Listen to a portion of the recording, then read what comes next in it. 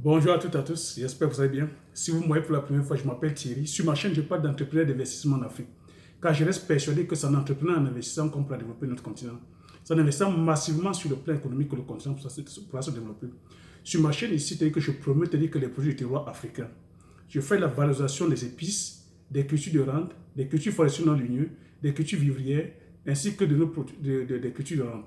Si j'ai créé la chaîne, c'est afin de valoriser, c'est-à-dire que les mets africains. N'ayez pas honte, je vous invite à mettre en avant, c'est-à-dire que nos mets africains et de partager nos mets au restant des autres communautés. Si j'ai créé la chaîne, c'est afin de te partager mes techniques et astuces business, afin de t'aider dans tes réalisations ou soit dans tes futures réalisations. Si j'ai créé la chaîne aussi, c'est afin de retracer mon parcours entrepreneurial.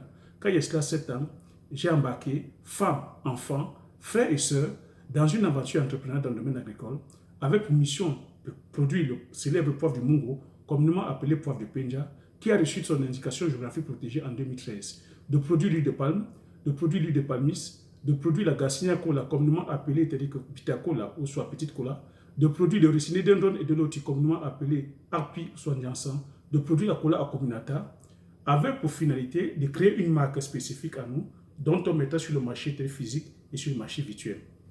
Si j'ai créé la chaîne aussi, c'est afin de te partager mes différentes difficultés et de t'expliquer comment est-ce que j'ai fait pour me relever de ces difficultés-là, afin de pouvoir t'aider dans tes réalisations. Le but de la chaîne aussi est ici de vous inviter aussi massivement, c'est-à-dire que lors de vos achats, lorsque vous voulez peut-être aller acheter le poivre, de plutôt opter sur le poivre du Cameroun, le célèbre poivre du Mungo, d'acheter le poivre, de consommer plus de poivre du Cameroun et d'inviter aussi les autres à consommer ce poivre-là. C'est comme ça qu'on pourrait aussi mettre notre célèbre poivre en lumière. Donc, petite parenthèse aussi, si tu me vois peut-être pour la première fois et que tu ne l'as pas encore fait, je t'invite à t'abonner en appuyant sur le petit bouton rouge, en validant la cloche, afin de ne pas manquer les prochaines vidéos. Donc, le thème du jour c'est top 7 des meilleurs business à lancer en Afrique si tu veux devenir riche. Je dis bien top 7 des meilleurs business à lancer en Afrique si on veut devenir riche. Donc, là, si tu vois, là, c'est un très grand plaidoyer que je vais faire. Là. Donc, je vais t'inviter à rester jusqu'au bout pour avoir le 7e business. Donc, de me suivre parce que je vais essayer ici de nous lancer sur un plaidoyer et c'est quelque chose qu'on vit au quotidien. On sait, c'est ça qui nous mine en Afrique. Donc, je vais t'exhorter à être attentif ou à être attentif, à me suivre, voilà, jusqu'au bout. Merci. Donc, le thème du jour, c'est-à-dire que est axé, c'est-à-dire que sur le business de l'emballage. Je dis bien emballage, je vais détailler l'emballage au sens large du terme. Vous savez qu'on produit, c'est-à-dire qu'en Afrique, on fait des meilleurs produits. Si j'ai créé la chaîne aussi, c'est afin de mettre nos produits, c'est-à-dire qu'en avant. Mais tu conviendras avec moi que ce qui tue nos produits, c'est-à-dire que voilà, ce qui fait en sorte que nos produits ne soient pas mis en avant, c'est au niveau de l'emballage. Quand je dis bien, je dis emballage, je dis le packaging. Donc, tu vois déjà là où je vais en venir. Je dis, le premier business sur lequel, si tu te lances sur le business de l'emballage, premier de tes business, emballage en carton, tu lances une industrie de fabrication d'emballage en carton. Quand je parle d'emballage en carton, tu vois, tu vois, ça c'est un produit tel que fabriqué en Europe. Là, c'est la tisane, c'est le thé. Ça, c'est mon épouse qui connaît. Tu vois comment c'est packagé, tu vois comment c'est bien emballé.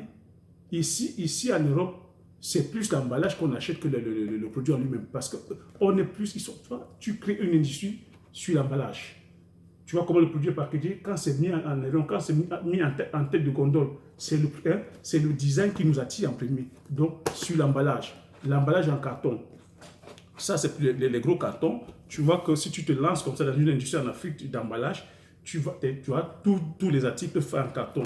Là, c'est une forme de chocolat. Tu vois comment le carton est. Tu vois comment le design est magnifique. Tu as le marché. Ceux qui vont faire comme sur le thé, bien emballé le thé, les chocolats, tu auras des clients. Tu te lances sur les emballages en papier aussi. Tu vois, ça c'est emballage en papier.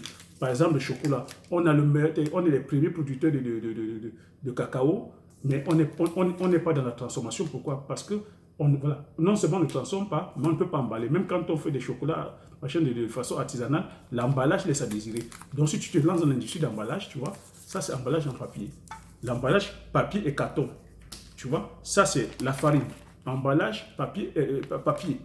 Et je t'ai expliqué, je t'ai dit aussi qu'on peut transformer tous nos tubercules en farine. Tu imagines donc que si on transforme en farine On n'a pas les industries, on n'a pas d'industrie d'emballage en papier. Tu vois, l'emballage laisse à désirer. Tu vois, là, c'est la farine. Ça, c'est la farine de blé, bien emballée. C'est ça qui nous manque. Donc, première industrie, emballage en papier. Emballage papier, carton. Deuxième industrie, fabrication telle que de verre. Là, c'est le verre. Là, c'est l'huile d'olive. Tu as vu?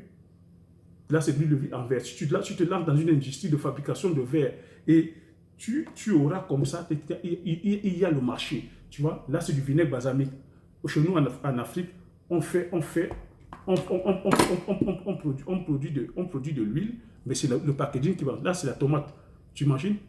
Tomate en verre. Donc, si tu lances un emballage en verre, non seulement, voilà, on produit la tomate, on a du mal à transformer parce qu'on ne sait pas comment les conserver. Si tu as une industrie de fabrication de verre, chaque producteur, chaque client viendra te donner son design selon sa forme, selon son moule, tu le sors le verre. Nous, on a une industrie au Cameroun qui est la Socaver, mais la Socaver ne travaille exclusivement qu'avec les brasseries du Cameroun.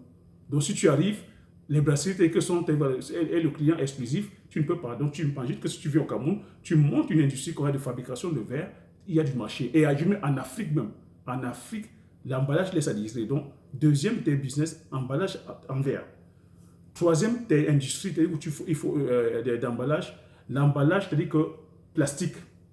Tu vois, ça c'est les yaourts. Hein. Les yaourts en plastique, ça, c'est du plastique. Hein. Yaourt aussi, tu vois, yaourt en plastique. On a le lait, on fait des lévages de vaches, on peut faire des yaourts, mais dans quel emballage? On n'a pas d'emballage. Les emballages en plastique, des fois, ils sont obligés d'aller ramasser les plastiques dans les cours d'eau, les plastiques déjà utilisés, on te remet. Donc, c'est l'emballage qui laisse à désirer. Tu te lances dans l'industrie de fabrication d'emballage en plastique, il y a un marché, tu vois. Ça, c'est une sauce, mais c'est de l'emballage en plastique. Donc, la quatrième industrie qu'il faudra faire, la troisième, je dis, première industrie, c'est emballage papier et carton. Deuxième industrie, emballage en verre. Troisième industrie, emballage métallique. Je vais te montrer. Voilà, ça c'est une boîte métallique. Hein. Ça, c'est une boîte métallique. Tu te lances, c'est-à-dire qu'en Afrique, dans une industrie de fabrication, c'est-à-dire que de tout ce qui est emballage métallique, il y a le marché. Le marché est énorme. Donc, quatrième industrie, où il faudrait se lancer, c'est que l'emballage en plastique. Donc, oui, j'ai pas du plastique. Donc, quatrième industrie sur laquelle il faudrait se lancer, c'est avoir une imprimerie. Tu vois, tu te lances. Que quand je dis imprimerie, je ne parle pas de petite imprimerie près de la faculté pour imprimer les feuilles, les papiers, imprimer quelques papiers. Hein. Je parle d'une imprimerie industrielle. Tu vois, ça par exemple, tu vois, quand tu fais ton carton, ça c'est une imprimerie. Quand tu faut faire des photos comme ça, ou des écrits, ça va l'imprimerie. Donc si tu te lances comme ça, tu lances un business d'imprimerie à impression, c'est du business à gagner. Tu vois, tout ça, ça demande à être imprimé. Tu as ton imprimerie, c'est de l'argent. Hein? À faire les étiquettes, une imprimerie à faire les étiquettes, tu vois, quand tu te lances comme ça dans l'imprimerie à faire les étiquettes, tout ça, c'est des étiquettes.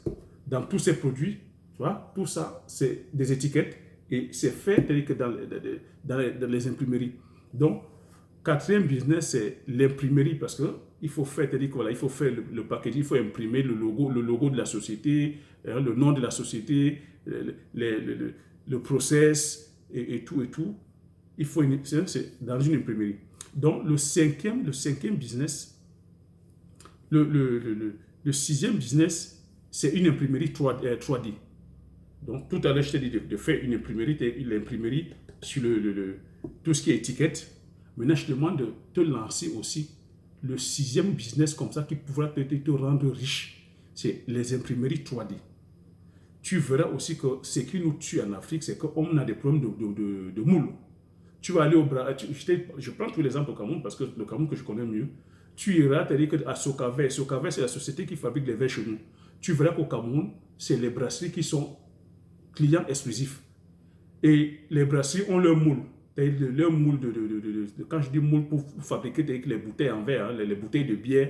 Donc quand toi tu arrives là-bas avec ton design, eux ils n'ont pas ce moule. C'est pour ça qu'on paye les prix, c'est-à-dire que on paye excessivement cher. Et généralement, certains producteurs sont obligés de se retourner vers la Chine pour aller commander en Chine. Donc tu vois que si tu lances une imprimerie en 3D, Le client vient juste donner la forme de son dessin avec une imprimerie à 3D.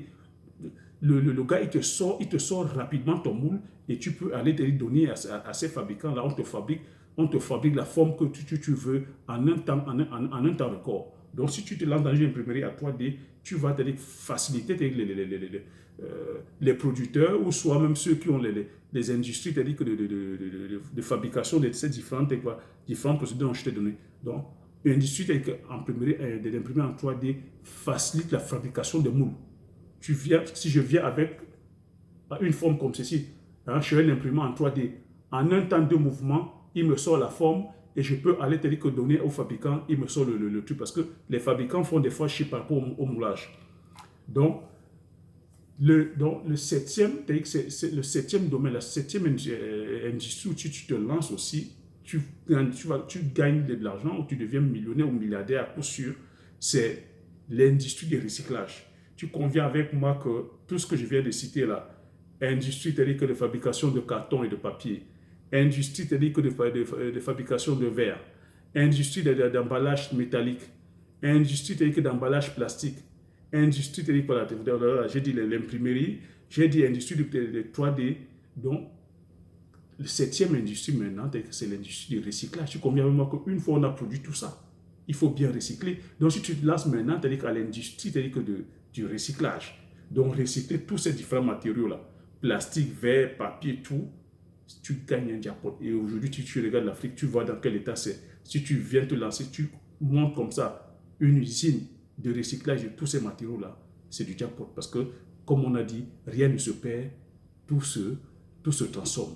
Donc, tous ces matériaux-là, tu les recycles encore, tu leur redonnes la vie. Donc, c'était ça, les 7 business, c'est-à-dire que voilà, mon top 7 des meilleurs business à lancer en Afrique si tu veux devenir riche. Donc, si le thème du jour t'a plu, je vais te demander de t'abonner si tu ne t'es pas encore abonné, de liker, de me laisser un commentaire et je me ferai avec le plaisir de le lire et de partager au maximum autour de toi afin que nous soyons que plusieurs comme ça à avoir ces idées business là. Et puis, comme j'ai coutume à répéter, la richesse n'est pas une option. La richesse, c'est une science. La richesse, c'est une décision personnelle. Voilà. Je vous demande de lire, de vous informer, de former et de passer à l'action massivement afin de devenir riche si c'est votre souhait. Merci, aux prochaines vidéos. Ciao.